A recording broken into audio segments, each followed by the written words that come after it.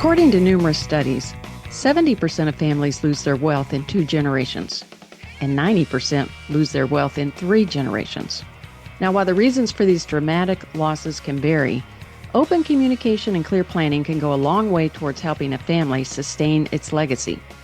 The holiday season is an ideal time for these important conversations.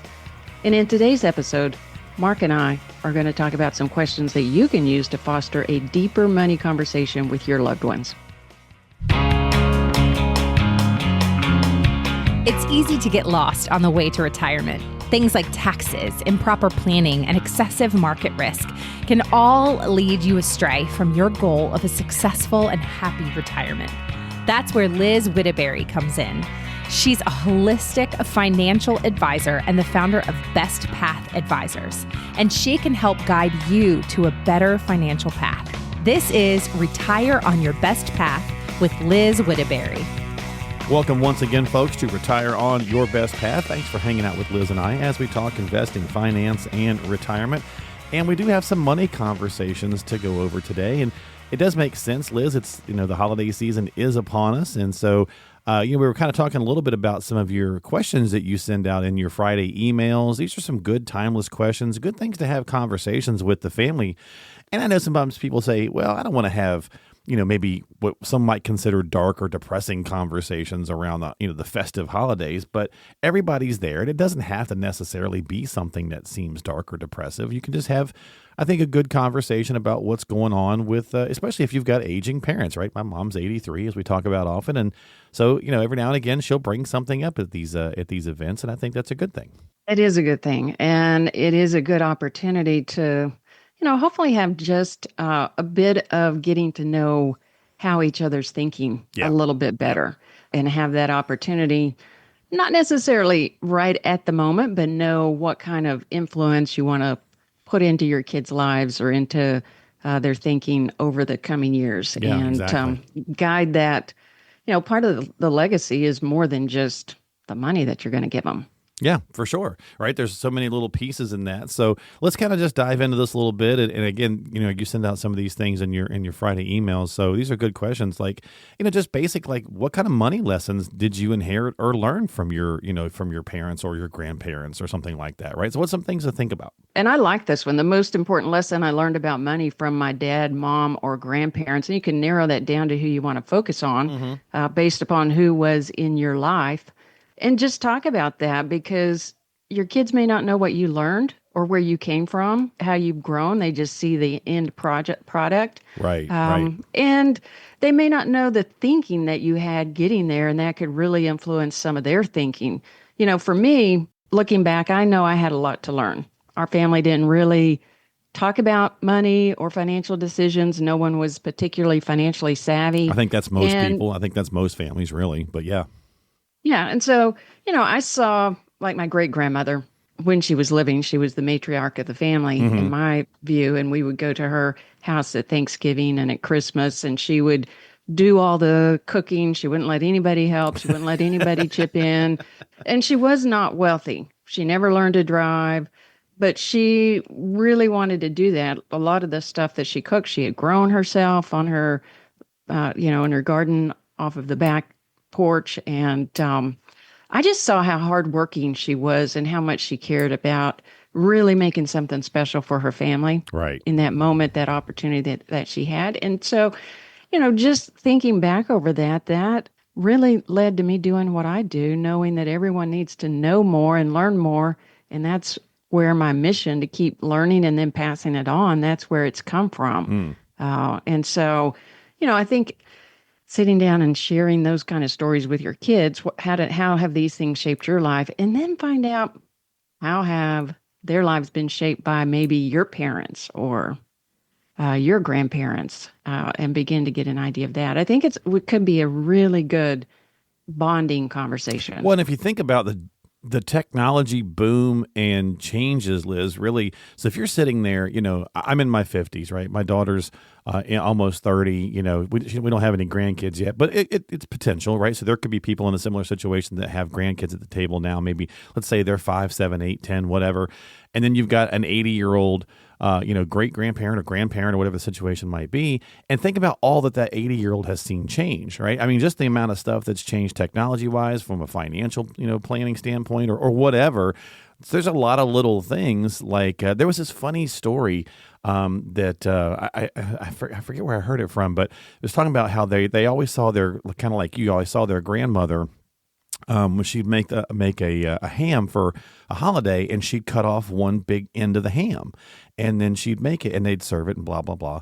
And I guess number of years went by, and eventually the daughter started doing that. Her child started doing that, and so finally that woman's child said, "Why do you guys cut off the end of the ham? Is there some sort of thing to it?" And really, it wasn't like for flavoring or anything. The lesson wound up being that the grandmother started it because she didn't have a pan big enough to fit the whole ham. Right. And so they thought, was it a like a, depression era thing? And it was really just the pan wasn't big enough. So you never know where weird little traditions or financial lessons come from. Right. Yeah. And then just to your point, giving kids that perspective. I don't know if I've told you this story before, but when my kids were young, they had to do a project in school where they had to ask somebody older than them all these questions like, right. Where were you born and what have you valued in life? All these questions. And one of them was, what's been the biggest invention in your life? So one of my sons was asking my dad's mom that. And I thought, okay, it's going to be airplanes. It's going to be, there's all sorts of things that she could say. And It was indoor plumbing. That's a good one. That is a good is. one. I mean, and you just take it for granted. And that's for granted, the thing. yeah. If you don't have those conversations, kids don't know what benefits they have, what blessings they have that the older generations just didn't get. I mean, especially with the technology boom, right? I mean, sitting there, basically talking to your grandmother and thinking, wow, this person didn't even have access to the internet until they were maybe in their 50s or 60s or 70s or whatever their age happens to be, right? So, it could just be a totally different thing. So, again, thinking about these conversations with your kids or grandkids around the table it could be fun. It could be interesting stories as well as ways to learn how they're viewing things. And so maybe another question, Liz, is, what do you want them to remember about money, right? And how do they view it? Do they view it as a necessity, as a tool? Like, what do they look at it as? Yeah, and I think that is a very good next question. So once you're beginning to talk to them about what you're going to be leaving them in some general terms, and you don't need to be telling them exactly the amounts, but beginning to tell them some things about what they're going to inherit or that they are going to inherit. And just saying, if there's one thing that I want you to remember about money and anything that I'd leave you, it is this. And you've got to think through, what do you want that to be? For me, it is that money is a tool and that I want them to use it smartly to improve their lives and the lives of those around them. And that's what I would share with my kids. But this really could lead you to, what legacy are you wanting to pass on? And how can you share and pass on the values and the knowledge that you have so that they can make the most of the money that they might receive, the wealth that they'll receive? Yeah, you're talking about stewardship, right? And I think that's a word that we don't use enough anymore. Especially when it comes to financial stuff. We've gotten so, I think, preoccupied with the making of money and the figuring out how to be efficient because of all the the laws and rules and this, that, and the other. But being a good steward, right, I think is something we should try to bring back in. And setting kids up, and they could be grown kids, but setting kids up for not losing that wealth over a few generations, building on it, and improving their lives. Yeah, absolutely. Yeah, I mean, I like that. The values, how, what you want it to do. Are you charitably minded? Are you not? If you're the grandparent, if you're being charitably minded, that stuff rubs off on them as well, right? So that could kind of help set them up to be that way as they're going through life. And there's wealth planning strategies around that too, right? So there's so many different things that can kind of break off from that. This is where I guess people feel like the dark conversations kick in. Like, well, we're all having, a good holiday. Do we really want to talk about the physical or the mental side of maybe what's going on with mom or dad or grandma or grandpa, something like that? But it still could be important, right? Because everybody, maybe the smaller kids don't have to be part of this conversation, but it is important, I think, for the adults, right, to maybe say, Mom, how you feeling? Especially if your mom does live alone or your dad does live alone or whatever the case might be. Right. Right. Right. And the third question that I really like that I would encourage people to talk about is if I reach a point where I'm physically or mentally unable to care for myself, right, I would like you to do this. And the way I would answer that question for myself is I want you to still talk to me like I'm an adult, because sometimes people may not be able to respond or they may not be able to express themselves. And it may seem like they're not there, but they are. And they can hear, they can still, process things in their brain. They just can't get it to come out, communicate back in a way that other people can understand. True. And so I think that would be so very frustrating. So that would be the thing that I would tell my kids.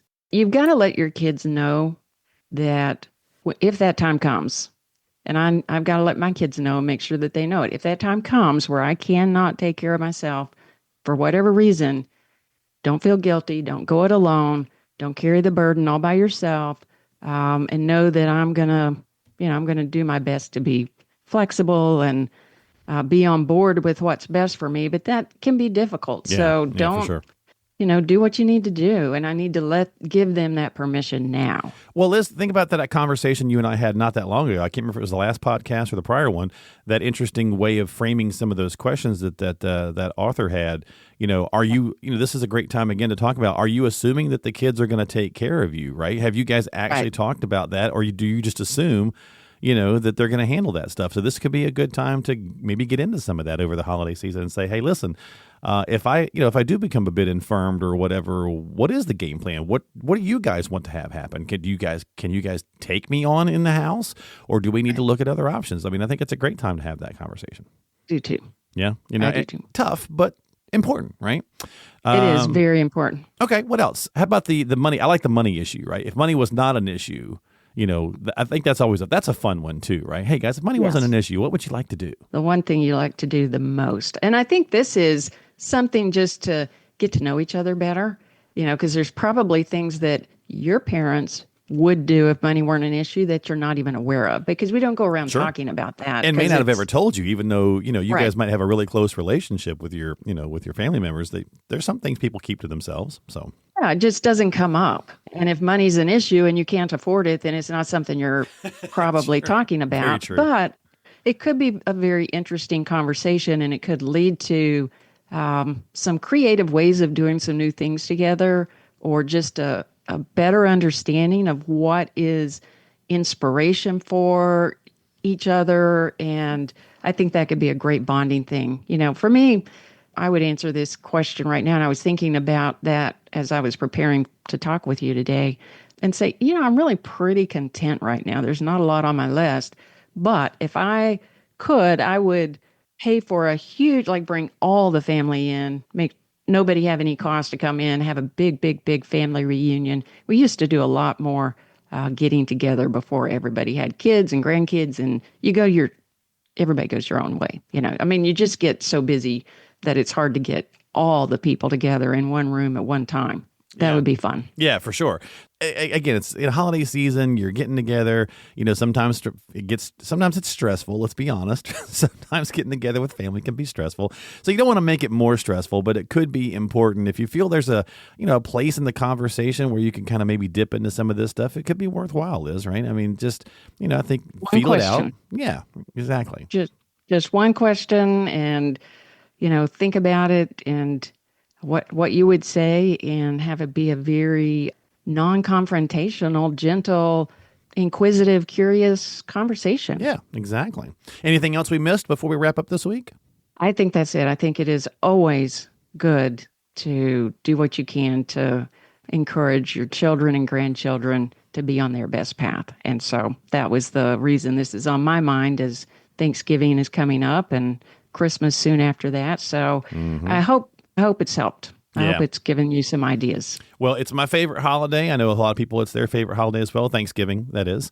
My wife and I are weird. It's our favorite versus Christmas. Maybe once the kids are out of the house, Christmas changes. I don't know. Maybe that's what that is. But either way, you guys have yourself a great week, and Liz, have a great week as well. I think we will be back with we'll be back with a new episode right after Thanksgiving. So have a happy holiday. You too. Enjoy your Thanksgiving. Absolutely. And everybody out there as well. So thank you so much for your time. Don't forget to subscribe to the podcast. Hopefully you enjoy the content and the chat that Liz and I have every couple of weeks here on the show. So subscribe to the podcast, and you can find all the information that you need at bestpathadvisors.com. That's bestpathadvisors.com. Lots of good tools, tips, and resources there. Liz has got a wealth of good stuff on the Good Stuff tab. And of course, you can get some time on her calendar as well if you've got questions and need some help about your retirement journey so that you indeed can retire on your best path. And we'll see you next time here on the show. Thanks so much for your time. We'll catch you later.